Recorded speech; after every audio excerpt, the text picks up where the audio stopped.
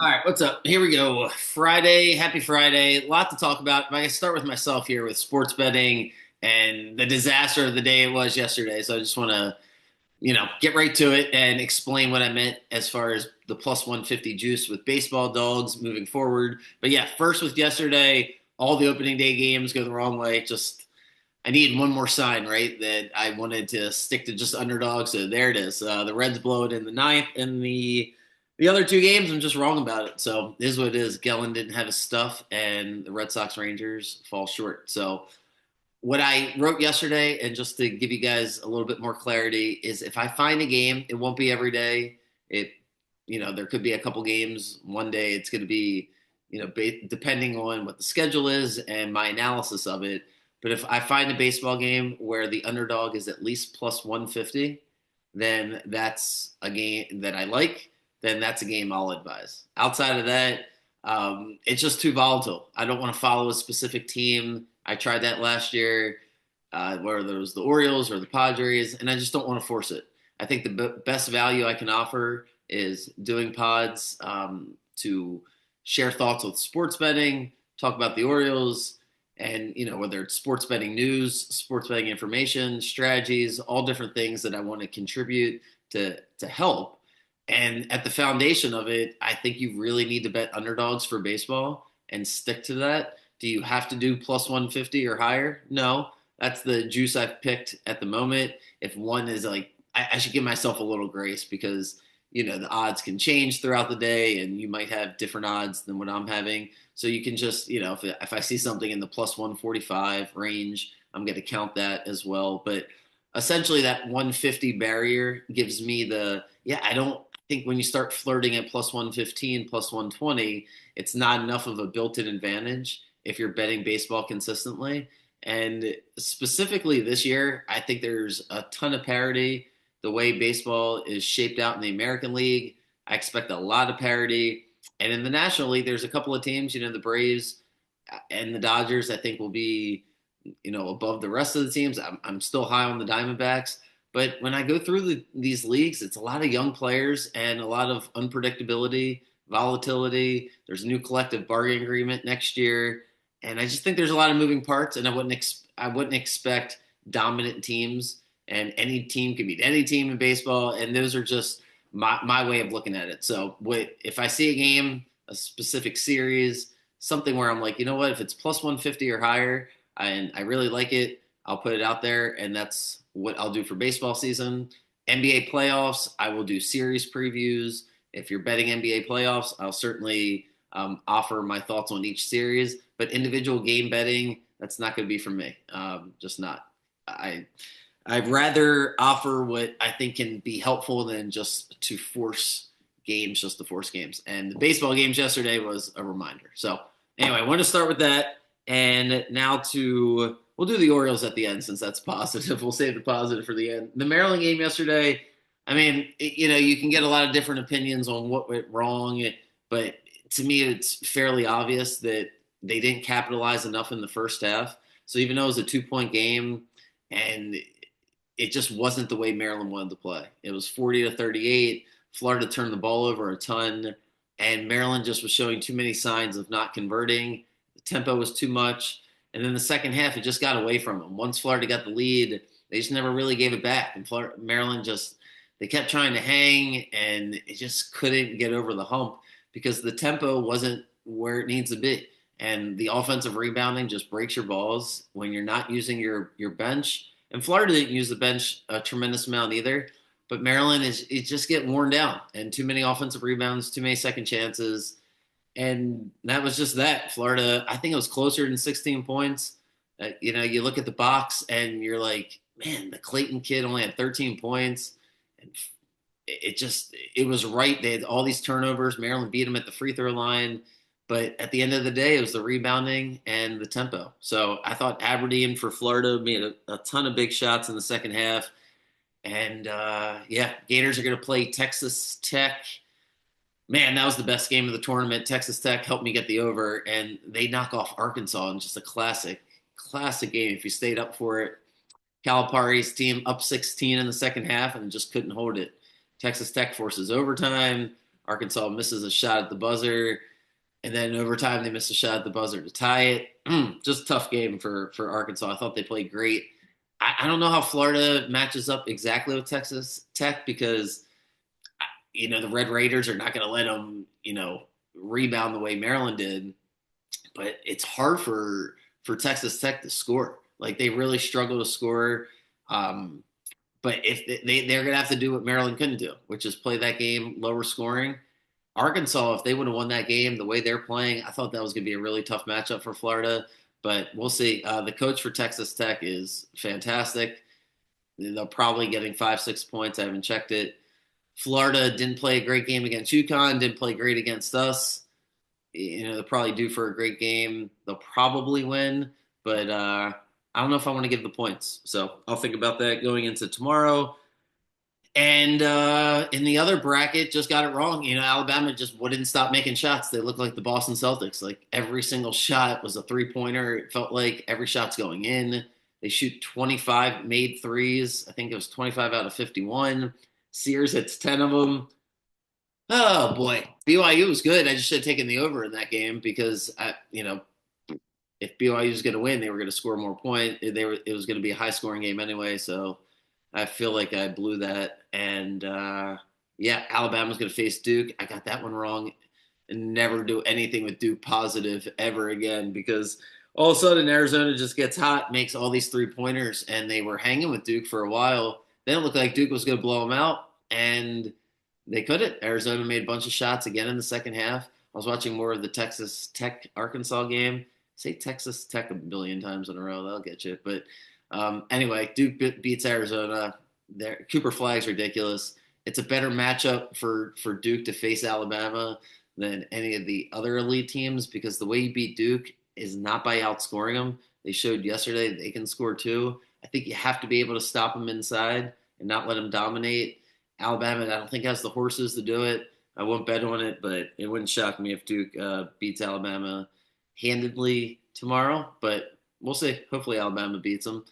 And yeah, that's joy. Just not a great day for basketball yesterday. As far as the Willard situation, let's see it play out over the next few days before I gossip about it. It is interesting though. I just don't have any insight besides it's a terrible feeling.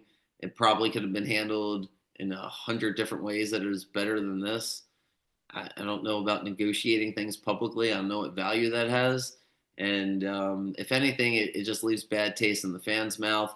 But it makes it harder to be emotionally attached to college sports. It's another reminder it's a business.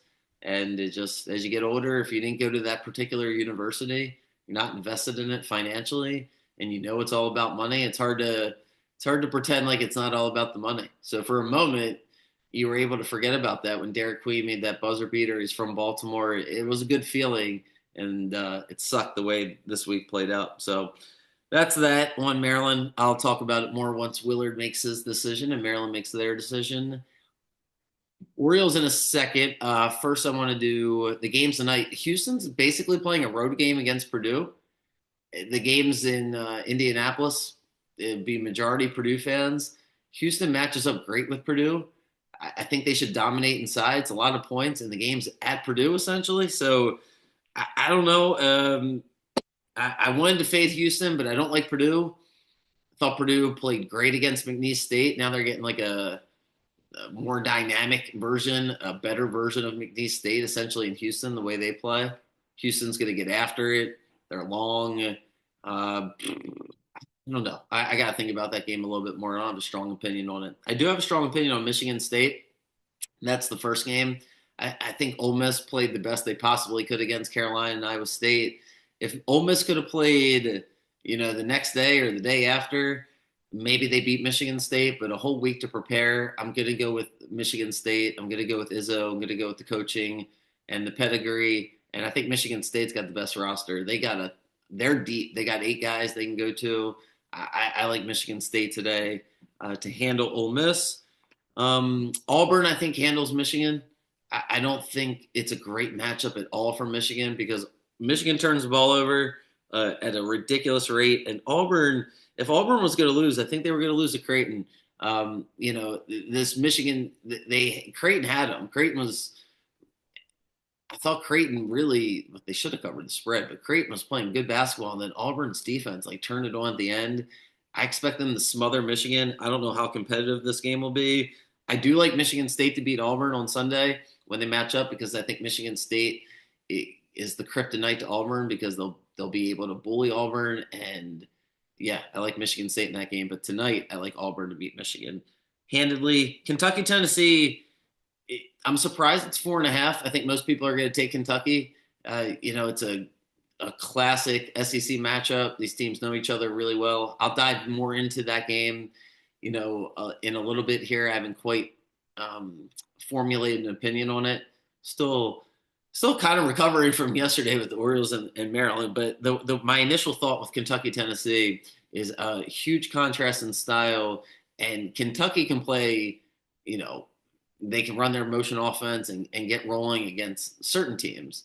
Against Tennessee, I don't know. And again, I think it would have been better for Kentucky to play a couple days after they beat Illinois. I thought they looked great in that game. Um, Something tells me Tennessee is going to be able to smother them. I hope not. I prefer Kentucky to win. I don't like Tennessee. I had Tennessee out of my bracket a while ago. But yeah, so Tennessee, Houston, and Purdue and Kentucky, those four teams, two of those will match up. And then I really think it's Auburn, Michigan State. I'd be surprised if it went the other way as far as Michigan or Ole Miss, but we'll see. All right, Oriole stuff, positive. I can't ask for a better opening day, that's for sure. Um, don't feel like, literally anything could have gone any better. You're not going to have a perfect game, but just because it's opening day, like my main takeaway was most of these games are crazy on opening day. Like just weird things happen. It's bad teams win. Crowds are sold out, especially for home teams. The Marlins get to win with Kyle Stowers with a walk off, which was pretty cool. The White Sox win. It's a weird day. Weird things happen. So for us to go on the road and just demolish them is a really really good sign for the Orioles, and A minus or A1, however you want to look at it, a really bad sign for the Blue Jays because wow, makes tonight's game like a super important game for Toronto because what an embarrassing start. We just smashed the ball all over the place. So before I get to the Orioles side of it, I was looking at it from the Blue Jays side and thinking, man, what a terrible way to start the season. They're going to throw Gossman out there tonight. They hope he still has one more gear left in him as he's pushing his mid 30s. And I don't know, man. The Blue Jays better come out and do something to get that crowd going and get the energy back because the Orioles absolutely smashed them. Barrios was terrible yesterday. That's why I don't know. Yeah, obviously, I'm super happy that Mullins and Rutschman and Tyler O'Neill, which has got to be the most ridiculous stat. Like baseball's got so many ridiculous stats. There's so many weird things and numbers and streaks and all kinds of different things to look at. But for 6 straight opening days to hit a home run is just bananas. Like I cannot believe that. And he just muscles that ball to right field. Tyler O'Neill looks like he'll fit in here fantastically. Just always about his business. He's got a 1-year contract essentially, the way it's really written out. So if he dominates this year, be able to opt out and get a big $100 million deal at the end of this thing. So he's motivated. He stays healthy. That was a fantastic. That was the biggest hit because Adley. I'll give Adley his first home run maybe as the biggest one, but when it's 2-0 and you squandered a couple runs, with some base running things with Mullins and just not converting with Arias, for O'Neill to just be like, yeah, I'm going to hit a 3-run homer is awesome. So that was great. And we'll throw Morton out here tonight. First chance to look at him. He's been pitching forever. The Braves didn't want to pay him. The Orioles did. So we'll see if he still has got something left in the tank. Find out a lot more about the bullpen probably over this weekend. I don't know if we're going to win each game 12-2. But, yeah, Dominguez and Aiken yesterday and then Baker got it done. Not the smoothest, but it got done. Eflin was awesome. That was what you expect out of him. Like we get that out of him. That's great. So predictable, dominant, kept the lead going. So just great for the Orioles. And yeah, so we'll see exactly what the lineup looks like, and that'll be the most interesting thing to keep track of because Gunner's coming back in a week, and Mateo's up there, and Kerstad's lurking around. So that's the ongoing story, but it's a long season, and if we're gonna win, it makes it easier to, I guess, talk about or gossip about. It sucks if you lose because the way they've constructed the team is you could always have a different roster, you get a different lineup. So winning the first game like that was pretty cool. All right, that's it for me. I shall check in with you guys over the weekend, and I will have bets out here later this afternoon for basketball. And yeah, with baseball, hopefully that makes sense to you guys, and hopefully you understand it. I want to be around for questions. A lot of you guys take me up on it. If you have a bet, that's I would say my number one value because if you're deciding to bet significant money on a game, just want to talk it through. I'm happy to do so, and yeah, shoot me a message. Talk to you guys over the weekend. Have a good day. All right, see ya.